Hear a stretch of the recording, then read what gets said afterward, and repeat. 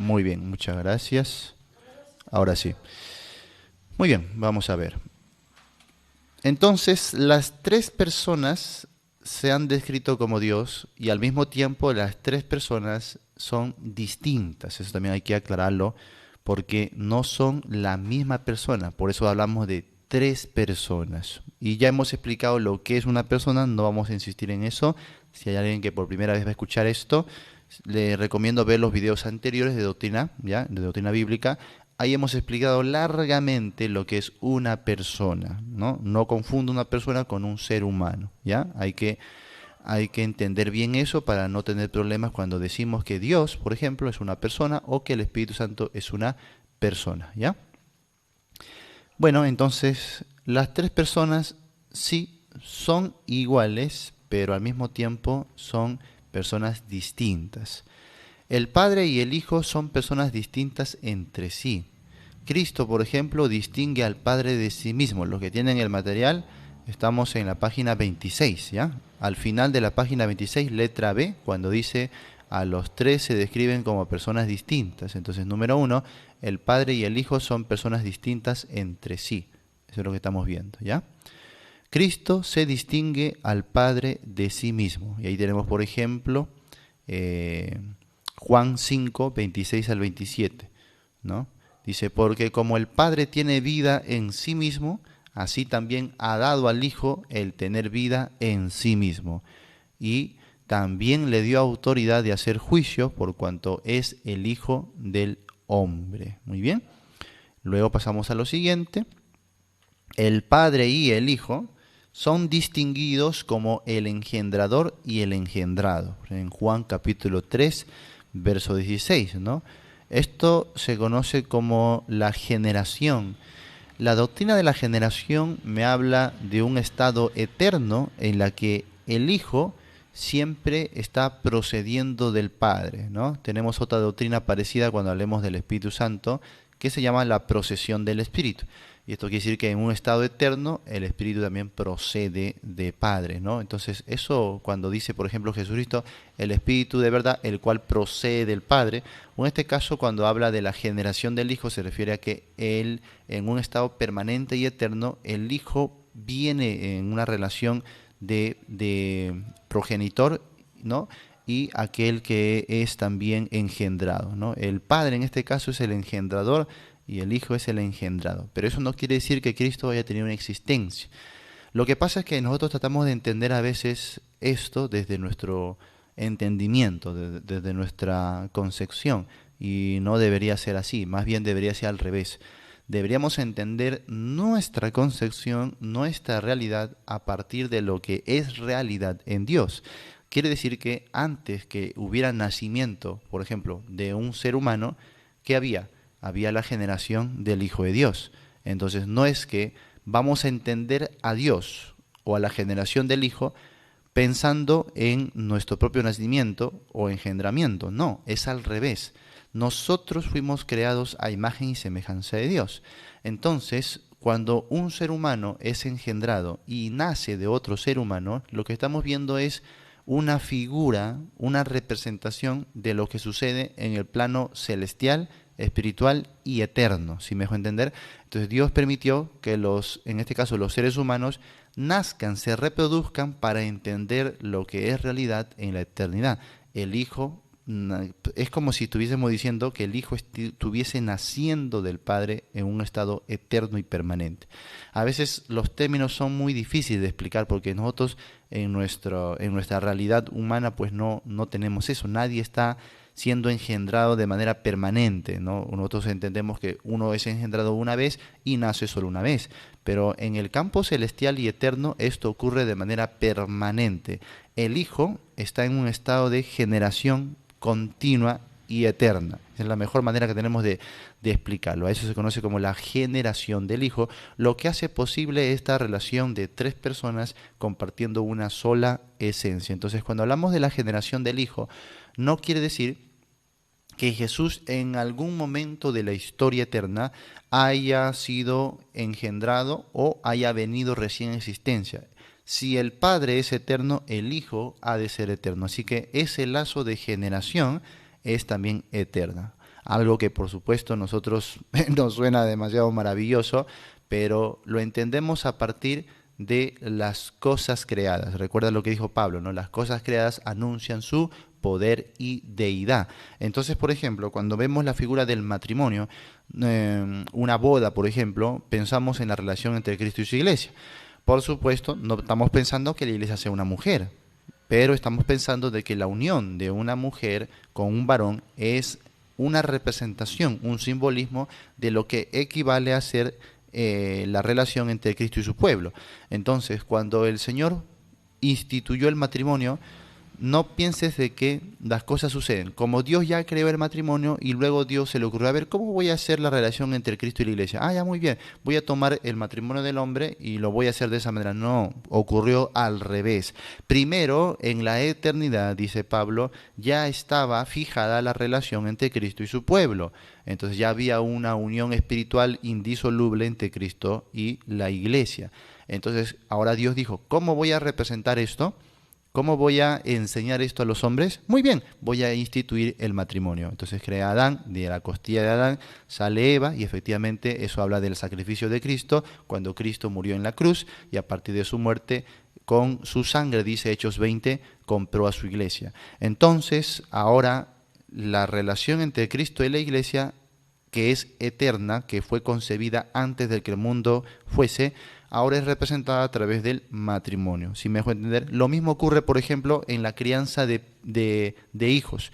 Cuando un padre tiene a su hijo, no pienses que Dios dijo, a ver, aquí tengo a un papá con su hijito, qué bonito. Entonces voy a tomar eso como un ejemplo o voy a tomar eso para de alguna manera explicar lo que sería la relación mía como padre y como así, como que Dios vio una relación de los padres con sus hijos y dijo, muy bien, ahora yo voy a ser también como un padre para ellos van a ser como mi hijo. No, fue al revés. Dios concibió en su estado eterno de paternidad, esa procedencia eterna que tiene el hijo de él, en esa generación, en esa relación divina y eterna, ya había la concesión de un padre, un progenitor, ¿no? El engendrador y el engendrado. Ya había eso. Entonces, ¿qué dijo Dios? ¿Cómo voy a enseñar esto? ¿Cómo los hombres lo van a entender? Bueno, voy a crear la paternidad entre los seres humanos. Voy a crear a hombres engendrando hijos y de alguna manera eso es una representación de lo que ocurre en el plano celestial. No sé si me estoy dejando entender. Entonces todo lo que vemos en la naturaleza, en la creación, simplemente son representaciones de lo que ocurre en el plano celestial, espiritual y eterno. Entonces así vamos a poder entender mejor la relación entre las personas de la Trinidad. No digo que lo vamos a asimilar al 100% porque eso sería imposible, ya que usted y yo, por ejemplo, entendemos la eternidad, sí, pero no experimentamos la eternidad, no asimilamos la eternidad, porque la eternidad es un estado sin tiempo, donde no ocurre el tiempo, donde no pasa el tiempo. Usted no tiene concepción de que, oye, hace un rato, no hay un hace un rato en la eternidad. Oye, después, no hay un después en la eternidad. Nosotros asimilamos el antes, el momento, el después, el ayer, el hoy, el mañana. Lo asimilamos porque vivimos en la esfera temporal. Y tú, aunque creas en la eternidad, no sabes lo que es vivir en la eternidad. Por lo tanto, no lo vas a poder asimilar. No sabes lo que es vivir sin tiempo. No lo sabes. Tú tienes concepción de que cada día es un día nuevo y el tiempo está pasando, ¿no es así? El tiempo está pasando. Tú tienes concepción de eso. Pero nunca has tenido una concepción de un estado sin tiempo. Entonces, es así con con la Trinidad. La procedencia del Hijo, esa generación eterna que Él tiene del Padre, la podemos aceptar por fe, pero no lo asimilamos, porque nosotros nunca tenemos en nuestro mundo, pues, alguien, un ser humano que esté naciendo o esté siendo engendrado de manera permanente por su Padre. Por supuesto que no. Así que lo que tenemos en el campo natural es solamente una representación limitada de lo que sucede a una escala inimaginable para nosotros. Así que pasa lo mismo con todos los atributos de Dios. Por ejemplo, ¿tú crees en la omnipresencia? ¿Cuántos creen en la omnipresencia? Levanten su mano. Si usted cree que Dios está y puede y está en todas partes al mismo tiempo, usted cree en la omnipresencia. ¿Usted puede asimilar el estado de omnipresencia? ¿Usted sabe lo que es estar en dos lugares al mismo tiempo? Por supuesto que no. Entonces, si se da cuenta, no es solo con la Trinidad, como les vengo diciendo en cada clase, es con cada cosa que emana de la palabra de Dios, con cada doctrina que nosotros aceptamos por fe, pero no lo asimilamos. Es distinto. ¿Cómo yo voy a estar allá y estar acá al mismo tiempo? ¿Cómo voy a estar en Estados Unidos y en Perú y en Argentina al mismo tiempo? Sin ser fraccionado, sino mi persona completa en ambos lugares, o en tres o en cuatro lugares al mismo tiempo. Es imposible de asimilar. Lo creemos. Quizás asimilemos lo que significa, pero no lo asimilamos al 100%, porque nunca hemos estado en ese estado. Estos son los atributos incomunicables de Dios, ¿no? Entonces, si casi todo lo que viene de Dios nos cuesta asimilarlo, ¿por qué tenemos tanto problema con aceptar la Trinidad? La Trinidad también, hermanos, es una naturaleza de Dios, es parte de los atributos de Dios en su omnipresencia, en su eternidad, en su omnipotencia, ¿no?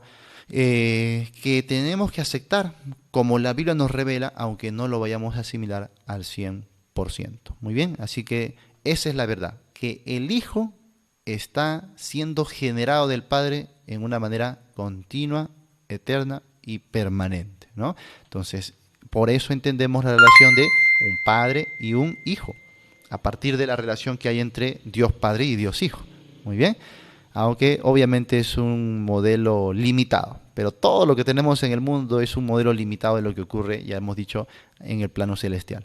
Muy bien, bueno, vamos a continuar ahí. Entonces, Cristo distingue al Padre de sí mismo, ¿no? Y luego el Padre y el Hijo son distinguidos como el engendrador y el engendrado. Ahí ya les dije una doctrina que podrían estar buscando en su investigación personal, la doctrina de la generación, ¿ya? La generación eterna o la generación del Hijo, ¿no? Del Hijo de Dios. Puedes buscar también la procesión, sobre todo del Espíritu Santo, la procesión del Espíritu Santo, investiga sobre eso, ¿ya? Para que vayas un poquito más a fondo sobre estas doctrinas. Muy bien. Luego, el Padre y el Hijo entonces son distinguidos como el enviador y el enviado, ratificando que son dos personas distintas, ¿no?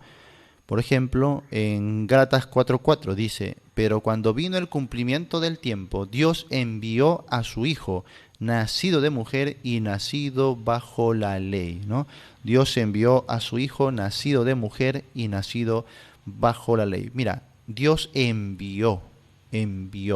Eso de que envió quiere decir que el Hijo estaba con el Padre, tal y como dice las Escrituras del Nuevo Testamento, ¿no? O sea, que en el momento de la concepción en María, Jesucristo no es que recién esté viniendo a existencia, Él ya existía. Entonces, el nacimiento o la concepción o el engendramiento de Jesucristo, Jesús el hombre, tienes que entenderlo como una encarnación, ¿sí? No como que ahí recién esté viniendo a existencia. Él ya existía, solo que se hizo hombre. Muy bien. También puedes ver Juan 10:36, ¿ya? Número 2, vamos a pasar al otro. El Padre y el Hijo actúan aparte del Espíritu Santo también. Por ejemplo, el Hijo distingue o se distingue al Espíritu Santo de sí mismo y también del Padre. Hemos leído eso en Juan 14:16, ¿no? Que dice, y yo rogaré al Padre, mira, yo, el Hijo, rogaré al Padre, ¿sí? Dios Padre, y os dará otro consolador, para que esté con vosotros para siempre. ¿Quién es? El Espíritu de verdad, el cual el mundo no puede recibir porque no le ve ni le conoce. Entonces, Jesucristo distingue al Espíritu Santo de sí mismo y también lo distingue del Padre. También, el Espíritu procede del Padre. Esto es lo que le decía sobre la procesión del Espíritu, ¿ya? Juan 15:26 dice, pero cuando venga el Consolador, a quien yo os enviaré del Padre, el Espíritu de verdad, mira, el cual procede del Padre. Interesante. Este procede del Padre no significa solamente que el Espíritu Santo fue enviado al mundo por el Padre, no significa eso. Está hablando de la procedencia o procesión en un estado eterno. Recuerda que las tres personas, aunque son distintas, proceden la una de la otra, en una esencia, en un vínculo de esencia divina. En este caso, el Espíritu está procediendo del Padre. Por eso se dice del Espíritu de Dios. El Espíritu procede, no es que salió en algún momento del Padre, como que nació o vino a existencia, no, sino que está de manera eterna y permanente procediendo del Padre. ¿Ya? Eso se dice. Entonces no hay divinidad sin Trinidad. La naturaleza de la divinidad es la Trinidad. La generación del Hijo, el Hijo siendo generado por el Padre de una manera permanente, y la procesión del Espíritu, el Espíritu procediendo del Padre en un estado también permanente. Muy bien. Luego, el Espíritu es enviado por el Padre y por el Hijo también. ¿Sí? Juan 14, 26. Mas el Consolador, el Espíritu Santo, lo dice claramente, a quien el Padre enviará en mi nombre. Y anteriormente les había dicho, yo os enviaré del Padre también, ¿no? En ese vínculo eterno. Él, mira, es un pronombre personal de tercera persona. Jesucristo reconoció al Espíritu como una tercera persona, al decirle Él, ¿no? Él os enseñará todas las cosas y os recordará todo lo que, mira, yo, primera persona, yo os he dicho. Claramente se está distinguiendo del Espíritu Santo. Muy bien. Muy bien. Entonces ahí tenemos las evidencias bíblicas, hermanos, de que son personas distintas, son personas aparte, ¿no? Aunque están unidas en un vínculo eterno, en un vínculo divino, ¿no? Muy bien. Ahora, ¿qué nos revela también la Biblia de estas tres personas? Que las tres personas son iguales. Qué interesante. Son distintas, pero son iguales. No vayas a confundir ser iguales como ser la misma persona. Ser iguales quiere decir que tienen los mismos atributos, ¿ya? Los mismos atributos, la misma autoridad, la misma naturaleza. Por eso leemos aquí, el Padre no es Dios como tal, puesto que Dios es Padre, Hijo y Espíritu Santo. El Hijo no es Dios como tal, puesto que Dios es Padre, Hijo y Espíritu Santo. El Espíritu Santo no es Dios como tal, puesto que Dios es Padre, Hijo y Espíritu Santo. Muy bien, entonces esa lógica de los católicos se derriba cuando ellos dicen, si María es madre de Jesús, entonces María es madre de Dios porque Jesús es Dios. Mentira, error. ¿Por qué?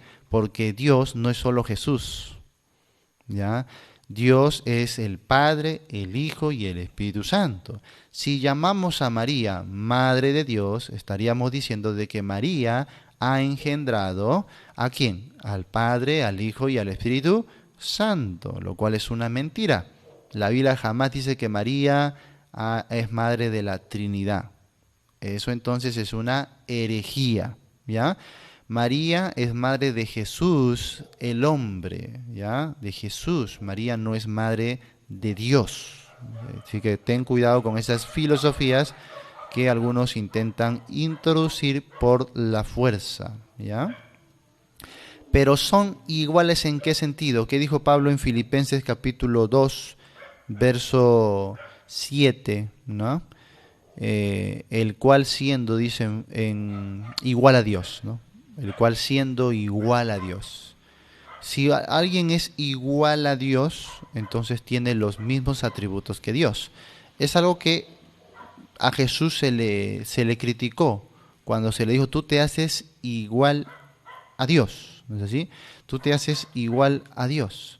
¿Por qué? Porque en las palabras de él, pues él estaba, quizás con otros términos, pero él estaba diciendo, soy igual a Dios, ¿no? A ver, por ejemplo, en Juan 5:18, en Juan 5:18, dice, por esto los judíos aún más procuraban matarle, porque no solo quebrantaba el día de reposo, sino que también decía que Dios era su propio Padre, haciéndose igual a Dios. Decir que Dios es el Padre propio es ser igual a Dios, porque Jesús está hablando de esa generación eterna, ¿no? Entre el Hijo y el Padre. Por lo tanto, eso hace a ambos divinos. Muy bien, ambos comparten la misma esencia divina. Entonces, decir soy el Hijo de Dios es decir soy Dios, soy igual a Dios. Por eso los judíos buscaban matarle, ¿no? Porque ellos lo tomaban como una blasfemia. Nadie puede hacerse igual a Dios. Eso es blasfemia. Muy bien, pero él decía no, mi Padre es Dios. Ahora, ten cuidado con esto porque algunos van a decir, pero pastor, Jesús no pudo decir que soy el Hijo de Dios así como nosotros también decimos que somos hijos de Dios? No, es totalmente diferente. ¿Por qué? Porque nosotros somos, cuando decimos hijo de Dios, decimos soy un hijo de Dios. Eso es muy distinto a decir soy el hijo de Dios, algo totalmente distinto. Jesús no se mostraba a los demás como un hijo de Dios, se mostraba como el hijo de Dios. Además, en sus propias palabras, él se llamó el unigénito, el unigénito. En esa esencia divina y eterna, Dios solo tiene un hijo. Por eso dice el unigénito Hijo de Dios. Muy bien.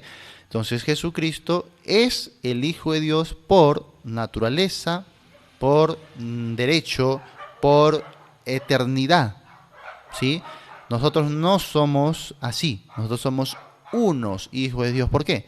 Porque somos hijos en sentido espiritual y por adopción. O sea, venimos a ser hijos de Dios, lo cual es distinto en Cristo, que Él es hijo de Dios de manera eterna.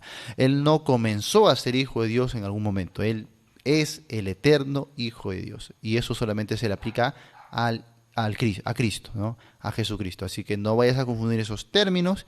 Ten cuidado que algunos son muy hábiles. Un día estaba debatiendo con unos de la secta oriental en la calle, contra 3 de ellos. Y uno de ellos justamente me habló de eso, ¿no? Yo le hablé de Jesucristo, de la divinidad, ellos no aceptaban la divinidad de Jesucristo, y en una de esas ella me dijo, ¿acaso tú no eres un hijo de Dios? Me dijo, ¿ustedes los cristianos acaso no dicen que son hijos de Dios? Y yo le dije, sí, pero tú estás diciendo muy claro que yo soy un hijo de Dios, yo no digo que soy el hijo de Dios. Jesucristo sí dijo que es el hijo de Dios, ¿ya? Es una clara diferencia. Yo soy hijo de Dios por adopción. Jesucristo es el Hijo eterno de Dios, una cosa totalmente diferente, ¿no? Así que hay que estar preparados para esas respuestas, porque en algún momento te llegan ese tipo de refutaciones, y si te quedas calladito, decir, oye, pero ahora ¿cómo hago con esto? Porque yo también soy un hijo de Dios, ¿no? Y puedes quedar ahí en vergüenza por no saber responder. Es una clara diferencia. El Hijo de Dios, solo uno. Hijos de Dios, muchos, por la fe, por adopción, totalmente diferente. Muy bien. Bueno, ahí estamos concluyendo poco a poco lo que es, sí, aquí acabamos lo que es la Trinidad. Y con esto vamos a resolver o vamos a repasar un poquito los pasos, los pasitos sobre la demostración bíblica de la Trinidad. Muy bien. A ver, primero vamos a empezar por el primer paso. Alguien, un hermano o una hermana, puede encender su micrófono y decirnos cuál es el primer paso para demostrar bíblicamente la Trinidad. Demostrar que son seres personales. Muy bien. Hay que Hola. demostrar que tanto el Padre, el Hijo y el Espíritu Santo son seres personales, que tienen atributos de personalidad, o sea, que puedan tener inteligencia, emociones y voluntad. En la Biblia tenemos abundantes pasajes para demostrar cómo cada una de esas personas son personas, pues, son seres personales, ¿ya? Muy bien, paso número 2. Un hermano que me diga el paso número 2.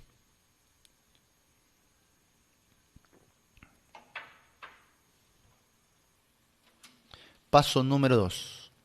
Demostrar bíblicamente que estas 3 personas pueden obrar independientemente. Y ya, son 3 personas, 2 son personas distintas, son personas independientes la una de la otra. Muy bien. Paso número 3. Paso número 3, a ver. Es cómo demostrar que tienen atributos divinos intransferibles. Muy bien. Pueden llamarse atributos divinos, atributos intransferibles, atributos incomunicables, ¿ya? Sí, es lo mismo, ¿ya? O sea, quiere decir que son atributos que solo puede poseer Dios. Entonces, demostramos que cada una, tanto el Padre, el Hijo y el Espíritu Santo, cada una de esas personas tienen atributos divinos, atributos que solo Dios puede tener. Ejemplo, ya hemos dado de eso, ¿no? Omnipresencia, omnipotencia, omnisciencia, presciencia, eternidad, inmutabilidad, soberanía, santidad, santidad absoluta, son atributos que solo Dios puede poseer. Muy bien, así que buscar todos los pasajes bíblicos que demuestren que cada una de esas personas tienen esos atributos divinos. Muy bien, ¿y cuál sería el cuarto paso? Me lo dicen, ¿cuál es el cuarto paso? Que son una misma esencia divina. Muy bien, demostrar otra vez con las escrituras de que las tres personas son una sola esencia divina. De que las tres personas son una unidad eterna, indisoluble, que comparten una esencia divina. Muy bien. Entonces tenemos pasajes como la que ya hemos explicado, ¿no? Pasajes en la que Jesucristo, por ejemplo, el mismo dice: yo y el Padre uno somos. La generación del Hijo, la procesión del Espíritu Santo, ¿no? Las tres personas son un solo Dios. Muy bien. Y así hemos demostrado con las Escrituras que la Trinidad existe. La Trinidad es una doctrina bíblica, ¿no? Y entonces es un proceso, si te das cuenta. Cuando alguien te diga, a ver, demuéstrame con la Biblia la Trinidad, tú dirás, muy bien, toma asiento, mínimo una hora, ¿no? Toma asiento, entonces paso número 1, le vas demostrando. Paso número 2, paso número 3, paso número 4. Si la persona de verdad quiere aprender, se va a sentar y te va a escuchar la hora, 2 horas, 3 horas, lo que te tome, explicarle. Si la persona dice, no, quiero que en un minuto nomás me expliques, quiero que me saques un solo versículo donde diga Trinidad, dile, bueno, tú no quieres aprender. Tú solamente quieres aquí venir a contender, entonces no pierdas el tiempo con esa persona, ¿ya? Las personas que quieren aprender se sientan, escuchan, aprenden. Y a esas personas sí, tómate tiempo, ¿ya? Invierte tiempo, invierte energía. Muy bien, porque está dispuesta a aprender. Entonces, 1 hora, 2 horas, con algunos de repente va a ser 3 horas, no importa. Pero les vas a explicar paso por paso para que entienda que la Biblia enseña la doctrina de la Trinidad, ¿ya? Entonces, nunca vas a explicar la Trinidad con un solo versículo. ¿Hay evidencias de la Trinidad en un solo versículo? Sí, lo hemos demostrado. Les he dado muchos versículos donde aparece la Trinidad. En un solo versículo aparecen las tres personas interactuando, ¿no? Pero para las personas no va a ser suficiente. Ellos quieren un verso tan literal que diga Dios es un Dios trino, o que diga al menos la palabra Trinidad, para que lo acepten como doctrina bíblica, lo cual es absurdo porque así no se edifica una doctrina o una teología bíblica, pues, ¿no? Simplemente si el método es equivocado, todas las conclusiones siempre van a ser equivocadas. Así que primero tendrías a esa persona que insiste mucho en que le saques un versículo que donde diga literal, lo que hay que instruirle primero es sobre el método adecuado de estudio. Porque si esa persona tiene una hermenéutica errónea, siempre su interpretación va a ser errónea. Entonces tienes que instruirle sobre el panorama bíblico, sobre la teología bíblica, sobre el método adecuado de estudio bíblico, ¿no? Explicarle a través quizás de otras doctrinas, ¿no? De que está mal buscar un solo versículo que contenga toda la doctrina. Por ejemplo, tú tienes que preguntarle, a ver, ¿tú crees en la doble naturaleza de Cristo? ¿Tú crees en eso? O sea que Jesucristo es hombre y Dios al mismo tiempo. Muchos unitarios creen eso, ¿eh? ¿Por qué? Porque ya hemos dicho que ellos simplemente miran a Dios como una sola persona. Entonces para ellos Jesús es Dios. No niegan que Jesús es Dios. Pero no pueden negar que Jesús se hizo hombre, ¿no? Así que necesariamente tienen que creer en la doble naturaleza de Cristo. Muy bien, tú dile lo mismo. A ver, sácame un versículo donde diga literalmente que Cristo tiene doble naturaleza. Dile eso. Y no te va a poder sacar. Te va a sacar otro, vas a hacer lo mismo que tú, lo vas a tratar de esquematizar, de sistematizar, y tú dices, no, quiero que me saques el verso literal donde diga, Jesucristo tiene doble naturaleza. Así, literal, ¿dónde? O que un versículo donde diga, unión hipostática, literal, no lo hay. ¿Ves? Tú también crees en cosas que el nombre de esa doctrina que tú crees no está contenida literalmente en un versículo. ¿Te das cuenta? Eso puedes hacer con las otras doctrinas. Sácame un versículo donde diga exactamente eso y no lo vas a poder. No te va a poder demostrar. Así que dile, de esa misma manera, la Trinidad no necesita estar contenida literalmente en un solo versículo. Entonces, tú le cambias ese plano, ahora sí puedes enseñarle lo demás. Porque si no, te vas a gastar horas y horas tratando de enseñarle y no lo va a aceptar porque no comprendió la necesidad del método, si te das cuenta, de un método adecuado. Así que esas son las formas en las que hay que demostrar y defender la doctrina de la Trinidad.